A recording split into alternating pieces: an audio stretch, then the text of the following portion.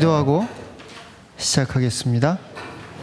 성부와 성자와 성령의 이름으로 아멘. 하늘에 계신 우리 아버지, 아버지의 이름이 거룩히 빛나시며 아버지의 나라가 오시며 아버지의 뜻이 하늘에서와 같이 땅에서도 이루어지소서. 오늘 저희에게 일용할 양식을 주시고 저희에게 잘못한 일을 저희가 용서하오니 저희 죄를 용서하시고 저희를 유혹에 빠지지 않게 하시고 악에서 구하소서. 아멘. 성부와 성자와 성령의 이름으로 민수기 34장 5절부터 이스라엘의 여정에 대한 이야기들이 나옵니다. 이스라엘 자손들은 라메세스를 떠나 수콧에 진을 쳤다. 수콧을 떠나서는 광야 언저리에 있는 에탐에 진을 쳤고 에탐을 떠나서는 바알스포낫 앞 피하이롯으로 돌아가 믹돌 앞에 진을 쳤다. 여기까지는 아직 갈대바다 건너기 전인 겁니다. 그리고 피하이롯을 떠나서는 바다 한가운데를 지나서 광야로 나가 갈대바다를 지나간 겁니다. 에탐 광야에서 사흘길을 걸어 마라에 진을 쳤다. 그렇죠? 마라에서 쓴물을 단물로 바꾼 이야기 기억하시죠? 그리고 마라를 떠나 엘림으로 갔다. 엘림에 가니까 뭐가 있었죠? 샘이 있었고 야자나무도 있었죠? 그리고 샘이 12개가 있고 야자나무가 70그루 있었는데 그곳에 진을 쳤다. 그리고 나서 우리가 받아들이기 조금 어려운 내용이 나옵니다. 엘림을 떠나서는 갈대바닷가에 진을 쳤다. 이거는 탈출기의 이야기에 좀 부합하지 않습니다. 조금은 다른 그런 이야기를 전제로 하고 있는 것 같아요. 갈대바다에 진을 쳤고 갈대바다를 떠나서는 신광야에 진을 쳤고 이제는 우리가 알고 있는 바로 17장의 이야기입니다. 신광야를 떠나서는 돕카에 진을 쳤고 돕카를 떠나서는 알루스에 진을 쳤다. 알루스를 떠나서는 르피딤에 진을 쳤는데 그곳에는 백성이 마실 물이 없었다. 따라서 여기서 우리가 그 생략된 걸로 보는 그들의 야영지는 어디겠습니까? 돕카, 알루스. 이 정도가 그들의 야영지인데 여기만 해도 벌써 두 곳이 등장하니까 한 야영지가 아니라 야영지들이라는 복수를 우리는 여기서 발견하게 됩니다. 그런데 여기서 그들은 재미있는 것은 모세의 명령에 따라서가 아니라 야훼의 입에 따라. 그렇죠? 야훼의 입에 따라. 야훼가 이제 가라 그러니까 가는 겁니다. 요즘 굉장히 이스라엘 모습이 어떻습니까? 말 잘 듣는 아이입니까? 말 안 듣는 아이입니까? 말 잘 듣는 아이예요. 우리들이 저도 이제 주일학교에 보면은 똑같은 아이인데도 참 이상해요. 어느 주일에는 와서 정말 협조적이에요. 미사를 하는데 강론하는데 뭐 물어보면 대답도 잘하고 뭣도 잘하고. 근데 어느 주일에 오면은 집에서 무슨 일이 있었는지 화가 나 있어요. 그래서 제가 강론하는데 막 방해를 하고 막 이런 그런 거를 해요. 그럼 어떤 뜻일까요? 그건 자기가 화가 났다는 뜻이에요. 그러니까 자기를 좀 봐달라는 뜻이에요. 그죠? 뭔가 그런 분노를 뭐 3살짜리 4살짜리 5살짜리도 어른들만 필요한 게 아니라 자신의 분노를 표출할 수 있는 그 무언가가 필요한 겁니다. 그죠? 여러분들도 자녀들 키우시면서 도저히 이해가 안 가는 순간이 있었죠. 도대체 얘가 왜 이럴까? 그죠? 그런 순간 지금도 현재 진행형입니까? 예. 특히 언제 그렇죠? 사춘기 때 그래요. 왜 그럴까요? 사춘기 때는 누구나 힘이 드는 시기예요. 왜 힘이 들까요? 성장하고 있잖아요. 그렇죠? 몸도 마음도 크는 겁니다. 그 변화 앞에서 인간은 모두가 좀 두려움을 느낍니다. 그렇죠? 나한테 막 이런 변화가 일어나네. 육체적으로도 그렇고 정신적으로도 그렇고 그렇죠? 호르몬 체계가 바뀌고 그런 변화들이 일어나는 거. 그 앞에서 두려움과 그리고 그 체력적으로도 힘이 듭니다. 그렇죠? 그랬을 때 그것을 밖에다 표출할 수밖에 없는 거예요. 그죠? 아무튼 여기서 이스라엘은 말을 잘 듣는 어린이처럼 야훼의 입에 따라 그렇게 떠나고 진을 치고 또 출발을 합니다. 그런데 문제가 생겼죠? 물이 없는 거예요. 물이 없었다. 이라는 겁니다. 앞에서는 쓴 물이 나왔다. 이게 문제였고 배가 고팠다. 이 정도의 문제인데 배고픔과 목마름 어떤 게 더 고통스럽습니까? 목마름입니다. 배고프는 건 좀 하루 이틀 참을만 해요. 근데 목마른 건 정말 참기가 어렵습니다. 그렇죠? 예, 목마름.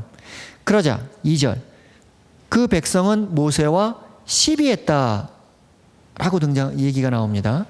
여기서 시비했다는 말이 갖고 있는 가장 1차적인 뜻은 뭐냐면 소송을 거는 겁니다. 옳고 그름을 따지는 겁니다. 여기서는 우리말에서 흔히 사용되는 너 왜 나한테 시비 걸어 이런 어감이 아닙니다. 뭐 A와 B가 시비를 가렸다 뭐 이 정도의 표현인 겁니다. 그렇죠? 옳고 그름. 그리고 어떤 얘기를 하는 거죠? 물을 우리에게 달라. 물을 우리에게 주십시오. 그래야 우리가 마실 수 있도록. 그럼 시비의 내용은 뭡니까? 옳고 그름을 따지는데 뭡니까? 당신이 우리에게 이렇게 해서 광야로 가자고 그랬으면 적어도 먹을 물은 줘야 될 거 아닙니까? 그게 옳은 일이 아닙니까? 라고 옳고 그름을 따지는 겁니다. 그죠? 그러자 모세가 그들에게 말합니다. 왜 너희들은 나와 시비하는가? 야, 내가 가자고 그랬냐? 이거죠. 누가 가라고 그랬습니까? 야훼 하나님이 가라고 그래서 난 너희들한테 그걸 전한 것밖에 없어. 왜 나랑 시비를 하냐? 그러면서 다른 단어가 나옵니다. 왜 너희들은 야훼를 시험하는가? 그렇죠? 모세와는 시비하고 야훼는 시험합니다. 시험한다는 건 어떤 뜻입니까? 야훼 하나님이 이스라엘을 시험합니까? 시험합니다. 어떻게 시험합니까? 얘네들이 약속의 땅에 들어가서 내가 그들에게 주는 율법을 잘 지키면서 살아갈까? 살아가지 않을까? 이런 것들을 시비합니다. 반면에 백성은 야훼를 어떻게 시비할까요? 그러면 야훼 하나님도 우리에게 한 약속을 잘 지킬까? 우리에게 정말 그 땅을 주실까? 우리가 땅에 들어가서 잘 살 수 있게 우리를 보호해 줄까? 주지 않을까? 이런 것들을 시험할 수도 있습니다. 하지만 시험해서는 안 되는 거죠. 그죠? 하나님은 시험해도 됩니까? 안 되는 거죠. 하나님이 정말 날 사랑하신다면 아파트 3층에서 한번 뛰어보자. 그래서 안 죽으면 내가 믿겠다. 이건 안 돼. 하나님은 시험해서는 안 되는 거죠. 반대로 하나님이 우리를 시험하는 것. 나중에는 신학적으로 보면 신관이 바뀌면서 하느님이 우리를 시험하는 것이 아니라 사탄이 우리를 시험한다라는 시험의 주체가 이제 신관이 바뀌면서 변하게 됩니다. 그러면서 나중에 그와 같은 바뀐 신관을 가지고 주님의 기도문에도 어떤 대목이 들어가는 거죠? 우리를 유혹에 빠지지 않게 하시고, 근데 그 유혹에 빠진다는 게 뭐냐면 다른 번역으로 한다면 그겁니다. 우리를 시험에 들지 않게 하시고, 누군가가 우리를 유혹하고 시험할 때 우리들이 하느님을 배반하지 않게 하시고 라는 그와 같은 뜻입니다. 그죠? 예. 따라서 모세와는 시비합니다. 옳고 그름을 따집니다. 하지만 하느님은 시험하는 그와 같은 약간 다른 동사가 등장하게 됩니다. 이게 나중에 마사와 무리바라는 이 내용과 연결이 됩니다. 나중에 말씀드리겠습니다. 자, 물을 우리에게 달라라고 여기서 그랬는데, 달라라는 명령형이 단수가 아니라 복수입니다. 우리말로는 한 사람한테 얘기하든 여러 사람에게 얘기하든 달라지만 히브리 말로는 나한테 물을 주어야 될 사람이 한 사람일 경우와 두 사람일 경우가 다릅니다. 단수일 경우 명령형도 단수가 있고 복수가 있는데 여기서는 복수가 쓰였습니다. 따라서 주석학자들은 그걸 설명해야 돼요. 모세와 아론에게 달라고 그랬어도 이런 복수형을 쓸 수가 있고, 또는 모세 뒤에 있는 하느님을 역시 복수로 생각할 수도 있겠다라는 두 가지 가능성에 관해서 이야기합니다. 예. 17장 3절. 이게 이제 2절과 3절이 반복되는 거죠. 그리고 거기에서 그 백성은 물에 목말랐다. 그리고 그 백성은 모세를 거슬러 불평했다. 어떤 내용이 나오는 거죠? 처음에는 시비했다, 시험했다, 세 번째 불평했다. 마사와 무리바에서는 이스라엘 백성이 모세를 거슬러 시비했을까요? 시험했을까요? 아니면 불평했을까요? 거기선 불평했다는 동사가 나옵니다.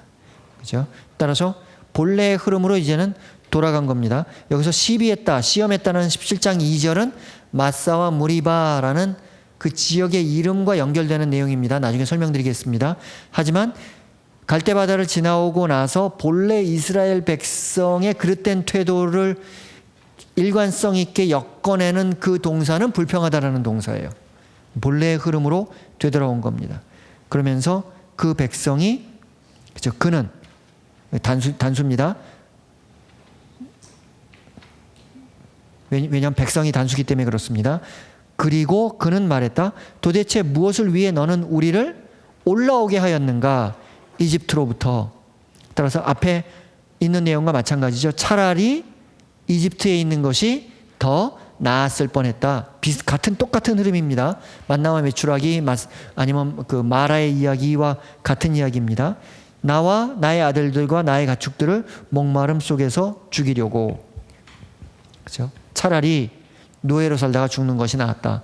앞선 내용은 저희가 연관시키자면 차라리 그런 그 채찍에 맞아서 칼에 맞아서 죽는 게 낫지 이렇게 배고파서 죽고 목마라서 죽는 것, 이건 정말 비참한 거다라는 의도가 있습니다. 따라서 17장 2절과 3절은 어떤 게 더 사람들이 흥분해 있고 강도가 높습니까? 3절이 더 높아요. 2절은 10이라는 말이 우리말 어감이 있어서 그런데 2절은 차분하게 따지는 겁니다. 누가 옳은지 당신 이렇게 되고 왔으면 우리한테 마실 물은 줘야지. 물을 줘. 뭐 이런 식의 어떤 차분한 느낌이라면 17장 3절에서는 고함을 치는 거예요. 그렇죠? 당신이 네가 뭐 이러면서 우리를 목말라 죽이려는 거냐? 그러면서 이제 고함을 치는 거예요. 여기까지가 그 백성이, 이스라엘 백성이 모세와 시비하고 또 모세를 거스러 불평한 내용입니다. 4절. 그러자 이제 모세는 야훼 하느님께 시비하지도 않고 시험하지도 않고 불평하지도 않습니다. 하지만 부르짖습니다. 부르짖는다는 건 뭡니까? 이런 하느님께 도전하는 것이 아니라 하느님께 고통을 호소하는 겁니다. 그렇죠? 이스라엘 백성이 파라오의 억압에 눌려서 자신들의 고통을, 자신들의 힘든 상황을 부르짖자. 그 부르짖음이 하늘까지 올라서 하늘에 있던 하느님께서, 탈출기 1장 2장의 내용이죠. 그죠? 성조들에게 하신 그 약속을 기억하셨다라는 내용과 마찬가지로 모세가 야훼에게 부르짖습니다. 그러면서 그건 난감한 상황을 얘기하죠. 무엇을 내가 할까요? 이 백성에게. 조금만 더 있으면 그들은 내게 돌 던질 것입니다. 우리말로는 돌 던지다라는 게 사실은 한 동사가 아니죠. 돌을 던지다 이거겠죠. 그런데 이스라엘에게는, 이스라엘의 히브리어에서는 돌 던지다라는 동사가 아예 있어요. 이거 무슨 뜻입니까? 정말 돌을 자주 던진 거예요. 그러니까 돌 던지다라는 동사가 있어요. 돌을, 우리는 뭐 돌도 던지고 뭐 벽돌도 던지고 뭐 못도 던지고 우리는 던지다만 있으면 거기다 앞에다 붙이면 되는데 이스라엘은 돌만 던진 모양. 또 따로 뭐 던질 만한 게 따로 없었어요. 그러니까 돌 던지다라는 동사가 아예 따로 있는 거예요. 조금만 있으면 그들은 나에게 돌 던질 것입니다. 네, 여기서 이게 사실은 두 가지로 이해할 수 있습니다. 이스라엘에서 이스라엘 백성들이, 이스라엘 사람들이 누군가의 돌 던질 때는 우리는 돌 던지다라고 생각하면 그건 합법적인 겁니까? 아니면 불법적인 겁니까?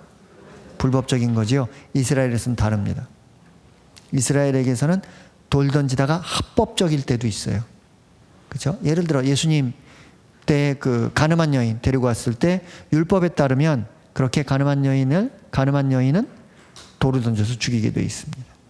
그렇죠? 어떤 사형 제도의 한 방법입니다. 그렇죠? 목을 매달아 죽이느냐, 뭐를 어떻게 해서 죽이느냐, 돌 던져서 죽이는 것이. 따라서 여기서 그들이 내게 돌 던질 것입니다 라는 것은, 그죠? 어떻게 보면 아직 율법은 없었지만 모세에게 법적인 책임을 묻고 모세를 사형에 처할 것입니다 라는 이야기를 우리가 알아들을 수 있습니다. 단지 흥분한 군중이, 그죠? 흥분한 군중이 모세에게 돌을 던지는 그와 같은 내용은 좀 넘어선 겁니다. 그러자 야훼가 모세에게 말합니다. 우선 읽겠습니다. 지나가라. 그 백성들의 면전에서, 그리고 데려가라. 너와 함께 이스라엘의 원로들 중에서, 그리고 너의 지팡이를 내가 그것으로 나일강을 쳤던 가져가라. 내 손에. 그리고 걸어가라. 자, 여러분들이 갖고 있는 볼펜으로 이제부터 제가 말씀드리는 동사의 줄을 치십시오. 지나가라, 데려가라, 가져가라, 걸어가라. 동사가 4개가 나옵니다. 동사라는 건 움직임을 얘기하는 거지요. 따라서 여기서 한 문장 안에 4동사가 등장한다는 것, 동사가 4개가 등장한다는 것은 굉장히 템포 있는 것을 얘기합니다. 그죠? 바쁘게. 그러니까 저기 엄마가 바쁘게 집을 나가면서 아이한테 야 뭐 저기 뭐라고 밥은 어디 있고 뭐는 냉장고는 어디에 있고 뭐 해서 이거 차려 먹고 설거지 한 다음에 몇 시에는 학원 가고 갔다 와가지고 해가지고 몇 시에 나한테 전화해 이러고서 나가는 그것과 비슷한 상황인 겁니다. 이제 바쁘게 얘기하는 겁니다. 지나가라, 데려가라, 가져가라, 걸어가라 라는 그와 같은 내용입니다. 여기서 먼저 우리가 중요하게 생각할 것은 지나가라 라는 표현인데요. 지나가라, 그 백성들의 면전에서. 이게 어떤 뜻이냐면요, 사람들이 이렇게 흥분한 사람들이 있는데 그 앞을 두려움 없이 당당하게 가는 겁니다. 이 지금 방송이라서 제가 말씀을 못 드리는데요, 요즘에 젊은이들 표현에 뭐를 깐다는 표현이 있죠. 뭐를 까고 이렇게 지나간다는 그 표현이 있잖아요. 못 본 척하고 그것보다도 예, 지금 저희가 방송 중입니다. 그것만큼 어떻게 보면 좀 굉장히 뻔뻔한 거예요. 근데 뻔뻔한데 단지 그냥 모렴치한 그런 것이 아니라 상대방이 막 화가 나 있는데 내가 그게 무섭지 않은 거예요. 그죠? 나중에 복음에서도 어떤 대목이 나오냐 하면 그리하여 뭐 바리사이들이 예수님을 절벽에서 밀어뜨려서 죽이려고 했는데 예수님께서는 그들 사이를 지나가셨다. 그러니까 두려움이 없는 그와 같은 겁니다. 따라서 무서워할 것이 없다. 그들이 너를 그렇게 돌 던져서 그 사형에 처하게 죽이도록 되지 않은 어떤 보장 같은 게 있는 겁니다. 그 백성들의 면전, 얼굴 앞을 그냥 지나가라 라는 겁니다. 그리고 그 다음부터가 중요합니다. 데려가라. 근데 누구냐면 이스라엘의 원로들을 데려가라. 그리고 너의 지팡이를 가져가라. 근데 어떤 지팡이냐면 나일강을 쳤던 모세가 지팡이로 나일강을 치자 어떻게 됐죠? 나일강이 갈라졌어요? 나일강도 갈라졌었나? 갈 때마다 갈라졌었고 나일강은 피로 변했죠. 이게 여러분들이 잘 말씀하신 거예요. 주석학자들이 이상하게 생각하는 것 중에 하나입니다. 그렇죠? 모세의 지팡이를 통해서 일어났던 가장 놀라운 기적은 갈대바다가 갈라진 건데 그거는 기억하지 않고 나일강이 피로 변한 것만 기억을 하는 겁니다. 만약에 저희가 썼다면 어떻게 썼겠어요? 너의 지팡이를 가져가라. 내가 그곳으로 갈대바다를 갈랐던 뭐 이렇게 썼겠죠. 그게 제일 인상적인 건데. 근데 그 얘기는 여기서 나오지 않는 겁니다. 왜일까? 질문으로 가져갑니다. 그리고 걸어가라. 최종적으로는 그렇게 원로들과 함께 네가 그 지팡이를 들고 걸어가라. 문제는 어디로 가라는 얘기가 안 나와요. 그냥 가라라는 이야기가 나옵니다. 그리고 그 어디로 가는 이야기가 6절에 가서 특정됩니다. 보라, 내가 너의 면전에서 서 있을 것이다. 거기 호렙에 그 바위 위에 그리고 그 바위에 바위를 향해서 쳐라. 그러면 그곳으로부터 나올 것이다. 물이. 그러면 그 백성은 마실 것이다. 라는 내용입니다. 예, 걸어가라. 그러면 너의 면전에 서 있을 것이다. 여기서는 동사가 그냥 분사형 동사가 사용이 됐어요. 따라서 과거인지 미래인지가 부정확한데 아마 걸어가고 난 이후에 미래인데 어느 정도 미래인지에 관해서 잘 모르겠습니다. 근데 문제가 되는 건 호렙이라는 단어가 나와요. 그렇죠? 앞에서는 무슨 광야라고 불렀죠? 신광야라고 불렀어요. 신광야라고 불렀다는 건 이게 신명기적 편집이라는 겁니까? 아니라는 겁니까? 아니라는 겁니다. 여기서는 시나이산이라고 안 부르고 호렙이라고 불러요. 이 호렙이라는 건 신명기적 표현입니다. 따라서 두 층이 여기서 교차하고 있는데 똑같은 장소를 놓고 신 그리고 호렙이라는 단어가 같이 쓰였는데 호렙은 나중에 언제나 도착하게 되는 거죠? 한참 있다가 도착합니다. 한참 있다가 아직 시나이 계약 맺으려면 한참 남았어요. 탈출기 19장, 20장 이렇게 가야 됩니다. 근데 아직 거기까지 안 갔거든요. 그런데 갑자기 호렙 얘기가 나오는 거예요. 아직 이스라엘 백성은 어디 있습니까? 르피딤에 있잖아요. 그렇죠? 르피딤에 있습니다. 그런데 호렙 얘기까지 나오는 거예요. 그리고 호렙 얘기가 나오면 을에 등장해야 될 것은 산이라는 용어인데 여기서는 바위라는 용어가 등장합니다. 그래서 일군의 주석가들은 호렙 얘기가 나왔으니까 여기는 바위라는 용어가 나왔지만 이 바위라는 용어를 산으로 이해하자라고 주장하는 사람들이 있고 반면에 저같이 주장하는 사람들이 있는데 저와 일군의 학자들은 어떻게 주장하냐 하면 여기서 호렙이라는 말은 후대의 편집이라고 보고 빼고 읽어야지 스토리가 이해가 가는 거다. 이건 빼자라는 이야기를 하는 겁니다. 그럼 왜 신명기 학파는 여기에 스토리 라인을 무너뜨리면서까지 호렙이라는 단어를 집어넣었어야만 됐을까? 이것만 신학적으로 설명하면 됩니다. 왜 그러냐 하면 신명기 학파에서는 하느님이 아무 곳에나 현존할 수 없어요. 그죠? 따라서 이스라엘이 광야에 있을 때는 불기둥, 기름기둥의 모습으로 상징적인 표징을 통해서 그들과 함께 계시지만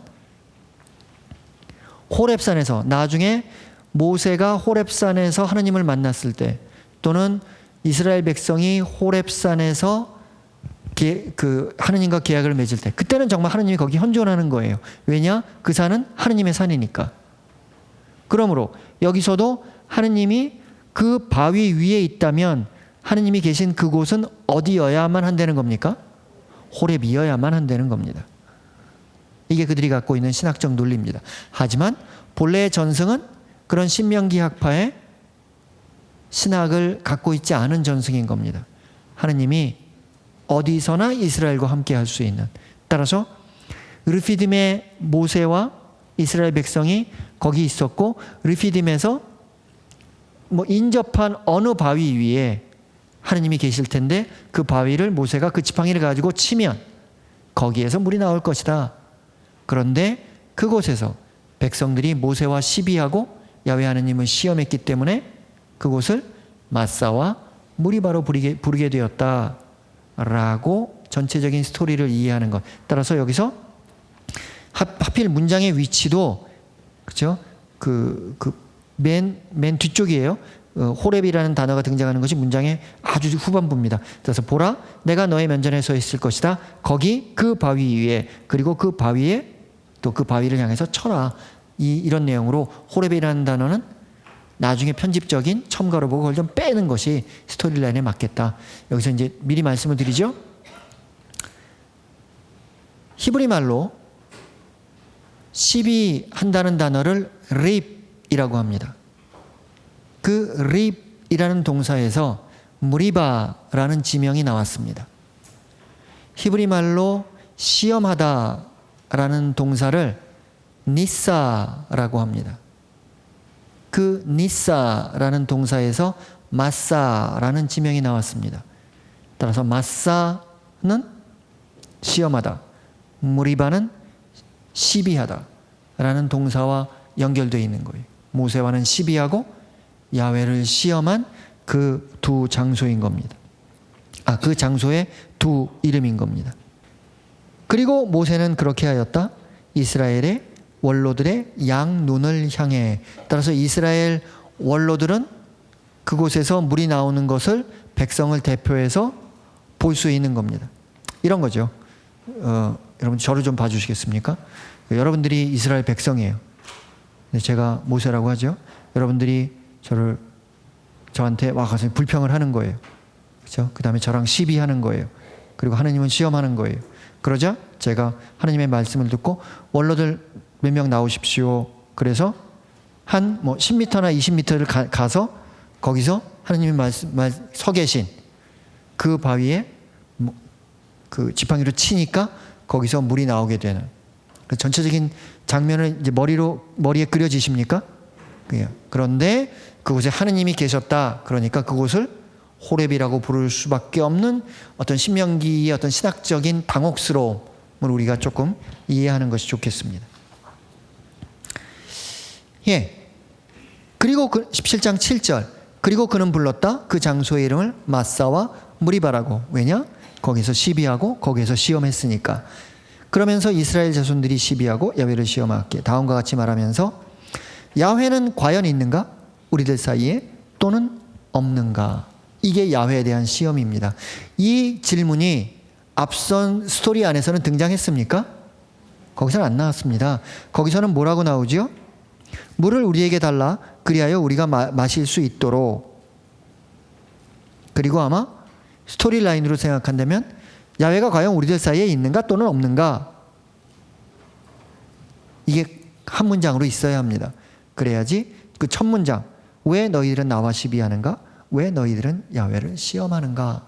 라는 이 질문과 그들이 이스라엘 백성들이 한 시비와 시험의 언어들이 딱 맞닿아 있는데, 어떤 문학적인 기법이겠죠? 그렇죠?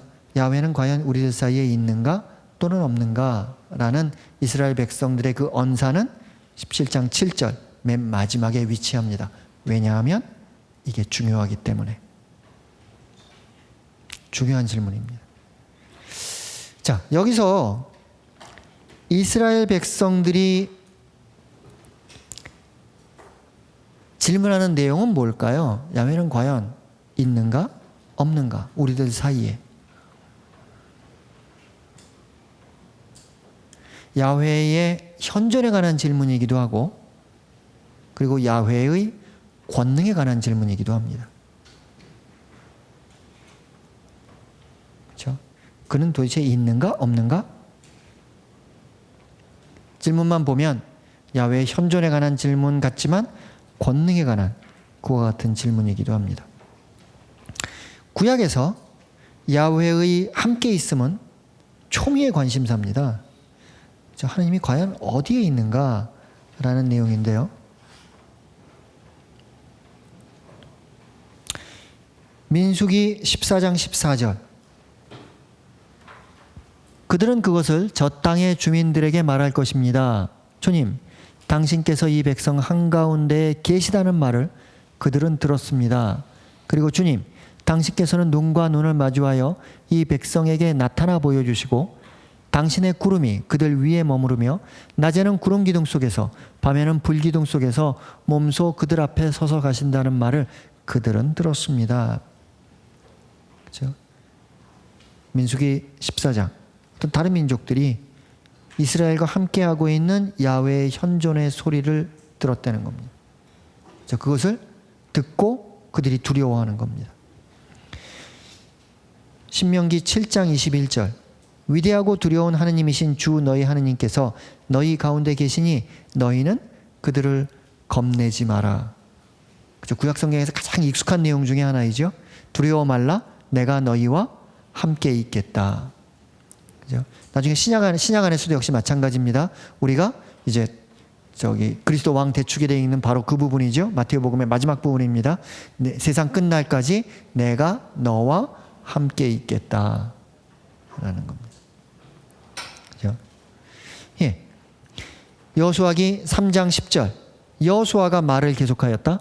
이제 일어날 이 일로서 살아계신 하느님께서 너희 가운데 계시면서 가나안족, 히타이트족, 히위족, 프리스족, 기르가스족, 아모리족, 여부스족을 너희 앞에서 반드시 쫓아내시리라는 것을 알게 될 것이다. 그렇죠? 우리 가운데 계시면서, 함께 계시면서 라는 이야기인 겁니다. 그렇죠? 그런데 우리가 기억해야 될 게 하나 있습니다. 구약에서도 마찬가지고 신약에서도 마찬가지고 하느님이 현존하는 장소는 실존적인 의미에서의 개인이 아니에요. 이스라엘과 함께합니다. 신약에서도 뭐라고 얘기하지요? 둘이나 셋이 또는 둘 이상이 모여서 함께 기도하는 곳에 나도 함께 있겠다는 예수 그리스도의 말씀을 듣습니다. 그렇죠? 그 문장을 들으면서, 그 말씀을 들으면서 우리한테는 다음과 같은 질문이 생겨야 합니다. 아, 그럼 혼자 있을 때는 안 되는 거예요? 예, 아닙니다. 구약에서도 그렇고 신약에서도 그렇고 계약의 당사자는 개인입니까? 아니면 공동체입니까? 공동체입니다. 구약에서는 이스라엘이, 신약에서는 교회가. 그렇죠? 이스라엘이 하느님을 섬기면서 있을 때 야훼 하느님께서 그들과 함께 있는다. 우리들이 신약의 교회가 예수 그리스도의 복음의 길을 지키면서 그렇게 수고로운 삶을 살아갈 때 예수님은 우리와 함께 계시다라는 겁니다. 그게 우리들이 교회를 이루고 있는 이유입니다. 그렇죠? 그런 거 아니면은 개별적으로 신앙생활하면 돼요. 하지만 그 불편함에도 불구하고, 그렇죠? 여러분들 공동체 보면은 마음에 드는 사람만 있습니까? 아닌 사람도 있습니까? 아닌 사람도 있잖아요. 그렇죠? 저분은 좀 안 나와도 좋겠다. 뭐 이런 분들 있잖아요. 그렇죠? 그럼에도 불구하고 우리가 그 모든 것을, 그 불편함과 성가심에도 불구하고 함께 싹 안고 가야 되는 이유가 있는 겁니다. 그래서 하나님께서는 누구를 구원하신다? 그 공동체를 구원하신다는 겁니다. 그렇죠? 제가 알고 있는 어느 수녀님이 있었는데 그런 얘기를 하셨어요. 저랑 얘기하면서 하늘나라에 관한 얘기를 했는데 저기 외국 수녀님이에요. 근데 그 얘기가 참 인상적이었어요. 제가 아주 젊은 신부일 때인데 신부된 지 한 1년쯤 넘었을 때 거예요. 하늘나라에 관해서 이렇게 얘기를 하다가 저한테 그 얘기를 하시더라고요. 신부님, 제가 하늘나라에 그에 대해서 알고 있는 것이 있다면 딱 한 가지가 있는데 그게 뭐냐 하면 하늘나라에는 아무도 혼자서는 갈 수 없다는 겁니다. 라는 겁니다. 그렇죠? 공동체가 함께 가는 곳이다. 그리고 공동체가 그 모든 사람들이 함께 모여, 그렇죠? 어떤 형제자매적인 그런 형제를 나누면서 살아가는 영원한 생명을 누리는 곳이다. 하늘나라의 정체입니다. 반대로 이스라엘이 야훼의 부재를 체험할 때도 있습니다. 민수기 14장 42절. 주님께서 너희 가운데 계시지 않으니 너희가 적에게 패배하지 않으려거든 올라가지 마라. 그 전쟁은 하지 마라. 왜냐? 주님께서 너희 가운데 계시지 않다. 하느님께서 너희와 함께 하시지 않는다라는 겁니다. 신명기 1장 42절. 그때 주님께서 나에게 말씀하셨다. 그들에게 말하여라. 내가 너희 가운데 없을 것이니 너희는 올라가지도 말고 싸우지도 마라. 그래야 너희가 적 앞에서 패배하지 않을 것이다. 그래서 나는 너희와 함께 가지 않겠다 라는 겁니다. 신명기 31장 17절. 그날에 그들을 거슬러 나의 분노가 타올라서 나는 그들을 저버리고 그들에게서 나의 얼굴을 감추어 버릴 것이다. 그러면 그들은 남의 먹이가 되고 많은 재앙과 고난이 그들을 덮칠 것이다. 그날에 그들은 하느님께서 우리 가운데 계시지 않기 때문에 이 재앙들이 우리를 덮친 것이 아닌가 하고 말할 것이다. 그죠?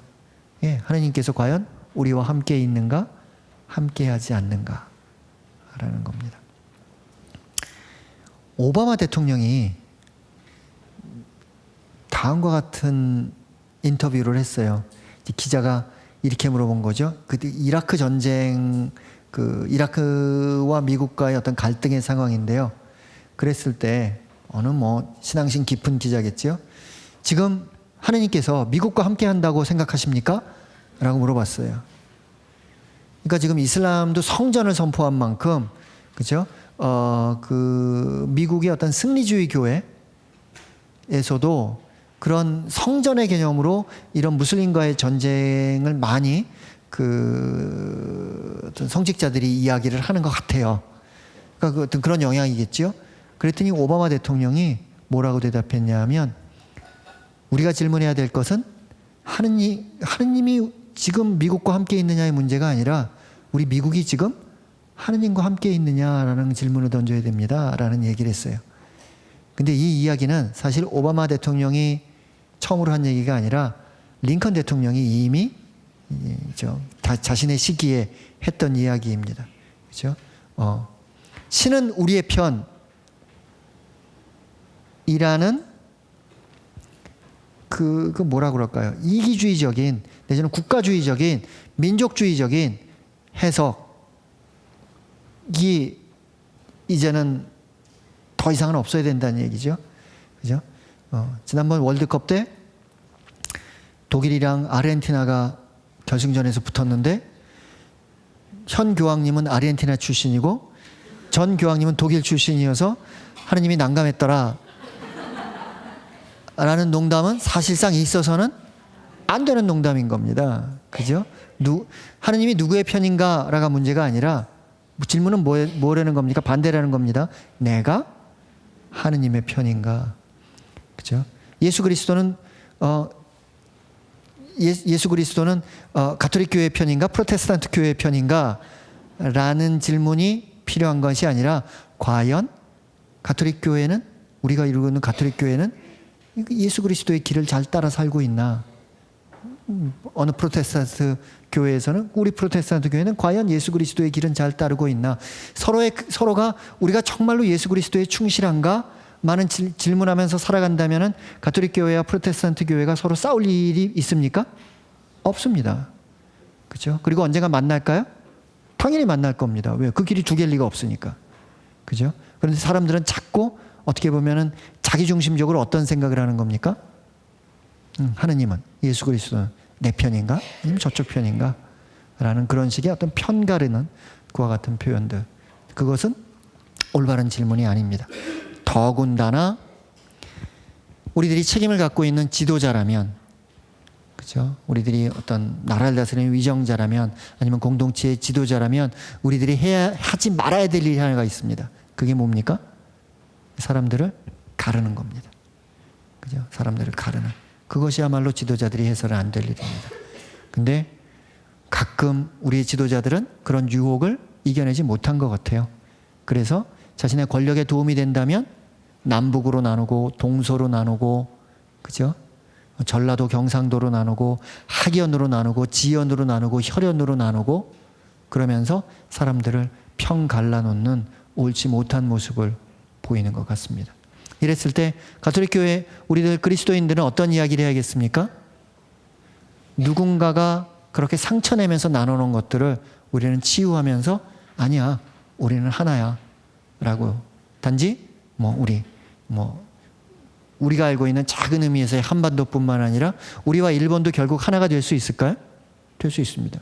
동북아시아 또는 아시아 또는 모든 인류 또는 모든 생태계와 하나가 된다는, 그 모든 생태계를 나의 형제자매로 받아들여야 한다는 그와 같은 복음적인 시선, 그것이 우리가 시작하면서 기도했던 그 찬미받으소서의 그 기도의 내용입니다.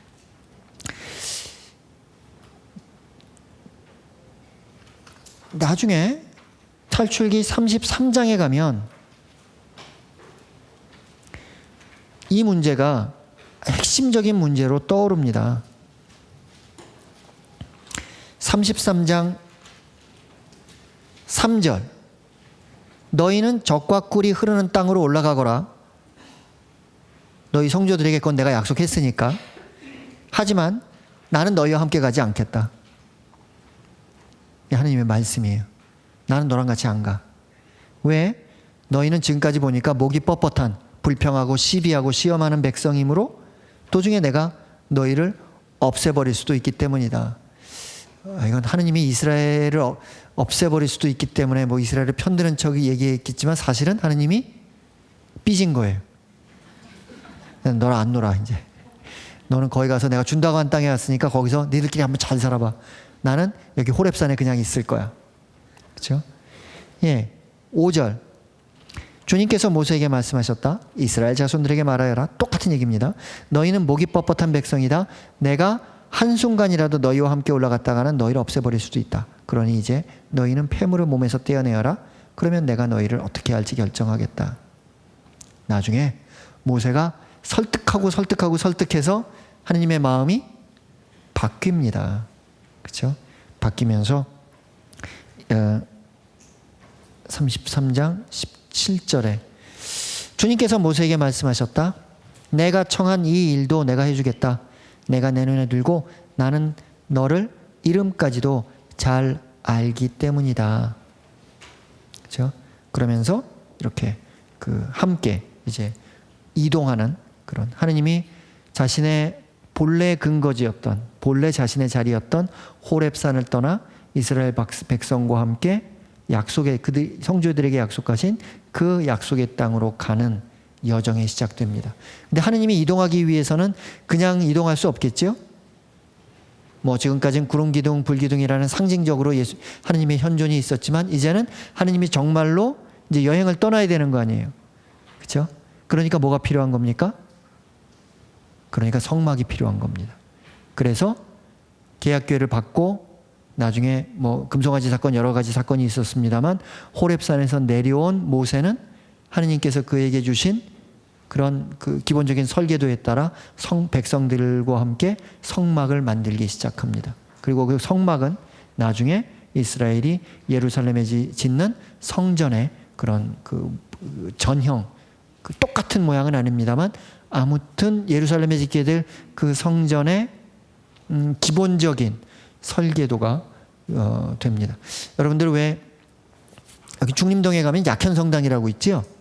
그 약현성당을 왜 지었냐 하면 조선의 기술로 또 조선의 능력으로 한국 사람들의 능력으로 명동성당을 정말 지을 수 있을까라는 걸 시험해 보기 위해서 약현성당을 시험적으로 지어본 거예요. 그리고 그걸 짓고 나서 이렇게 되면 되겠다라고 생각을 하고 이제 명동성당을 지은 겁니다. 그죠? 여기서도 이제 예루살렘 성전을 짓기 전에 성막을 가지고 한번 그와 같은 어떤 하느님이 사실 곳을 미리 준비하는 그런 어떤 연습하는 과정을 우리가 알아볼 수 있습니다. 궁극적으로 이와 같은 테마는 나중에 어떤 것과 연결이 되죠? 나중에 대림의 시기에, 그죠? 마테오 복음에서 천사가 요셉에게 나타나서 이제 아들을 낳을 터인데 그 아들의 이름을 뭐라고 하라고 그러죠? 임마누엘. 어떤 뜻입니까? 임마누, 우리와 함께 있다. 누가? 엘, 하느님이 우리와 함께 있다. 함께 계시다. 그렇죠? 따라서 예수님이 하느님께서 사람이 되어 오신 그 예수님의 예수 사건의 근본적인 목적은 뭔 거죠? 하느님께서 우리와 함께 있기 위해서. 그러므로 이런 대림 시기를 가장 잘 보내기 위해서는 우리의 삶 안에 누구를 자꾸 초대해야 됩니까? 하느님을, 예수 그리스도를 우리들의 삶 안에 자꾸 초대하는, 하느님을 우리의 삶으로부터 밀어내지 말고 하느님 없듯이 살지 말고, 그죠? 하느님과 함께, 그죠? 하느님을 내 삶의 가운데에서 모시면서 살아가는 그 내용이 중요한 겁니다. 마지막으로 마사와 무리바에 관한 이야기를 좀 하면서 강의를 마무리하려고 하는데요. 마사와 무리바에 관해서는 한 20가지 정도의 의견이 있어요. 그거를 다 말씀드릴 필요는 없을 것 같고, 단지 성경을 보면 몇몇 군데에서는 마사 이야기만 나오고, 지금 다 열거하진 않겠습니다. 몇몇 군데에서는 무리바 이야기만 나와요. 따라서 사람들이 생각하기에 물이 없어서 하느님을 통해서 물을 주었다라는 이야기가 독립적으로 있었다라고 생각합니다. 그런데 이것이 북이스라엘과 남유다에 독립적으로 있었는지, 또는 야훼계 전승과 엘로힘계 전승에서 독립적으로 있었는지, 아니면 각 지역 전승에서 독립적으로 있다가 야훼계의 문헌이 합쳐질 때 그때 이미 하나로 모여졌었는지, 아니면 하나가 이렇게 하나의 이야기가 이렇게 흘러내려오다가 신명기에 편집이 되면서 신명기가 알고 있던 무리바 얘기가 함께 들어온 건지, 여기에 관해서는 너무 많은 의견이 있습니다. 따라서 오늘날 학자들은 이 문제에 관해서 어떻게 좀 짐작하기 어려운 그와 같은 대목을 갖고 있는데, 저는 마사와 무리바 이야기가 그냥 독립적으로 야훼계 전승 안에 이미 독립적으로 존재하다가 야훼계 전승 안에서 이미 합쳐졌을 거라고 보는 그런 입장을 누가 오늘 저에게 물어본다면 저는 그렇게 대답할 것 같아요. 그런데 내일 마음이 변할지도 모릅니다. 뭔가 이렇게 정확하게 얘기하기에는 조금 어려운 내용인 것 같아요. 따라서 제 방에 있는 노트의 제목은 아시죠, 이제? 내가 하늘나라에 가서 물어볼 것들 중에 하나, 이것도 있는 것 같아요.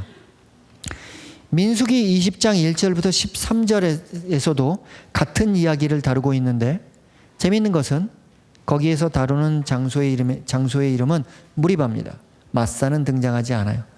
그리고 또 한 가지 재미있는 것은 여기서 우리가 기본적으로 베이스가 되는 지리적 위치는 르피딤이죠. 그런데 민수기 20장에서 나오는 무리바라는 지명과 연관된 지리적 장소는 르피딤이 아니라 카데스입니다. 따라서 하나의 전승이 여러 군데 가서 뿌리를 내린 거예요. 그렇죠? 그래서 르피딤이 아니라 카데스에서, 모가 아니라 모에서, 이와 같은 내용으로 전체적으로 약간은 전승이 모세오경 안에서 그 다양한 모습으로 자리 잡고 있고, 오늘날 텍스트를 읽는 우리에게는 그것이 조금 혼란스럽게 다가올 수도 있겠습니다. 하지만 중요한 건 뭡니까? 우리들이 갖고 있는, 여기서 전체적으로 오경의 편집자, 탈출기를 최종적으로 마무리한 사람은 여기서 세 가지 동사를 강조하고 있다. 하나는 시비하다, 하나는 시험하다, 하나는 불평하다. 불평하다라는 것은 야훼와 모세를 통해서 무차별적으로 쓰인 그와 같은 동사라면, 시비하는 것은 모세와 옳고 그름을 따지는 것, 또 하느님에 관해서는 시험하는 것. 그것을 통해서 이스라엘 백성의 신앙이 한편으로 보면은 야훼 하느님과 갖게 되는 그런 어떤 갈등의 관계가 그 동사를 통해서 표현되고 있고, 또 다른 한편으로는 그와 같은 신앙의 여정 내지는 과정을 통해서 이스라엘이 하느님을 점점 알아가고 있는 그와 같은 어떤 계단식 배열로 탈출기의 흐름을 우리가 알아들을 수도 있겠다라는 양면에서 이 텍스트를 읽어야 된다라는 말씀을 드리겠습니다. 예, 지루한 강의 끝까지 들으셔서 감사합니다. 수고하셨습니다.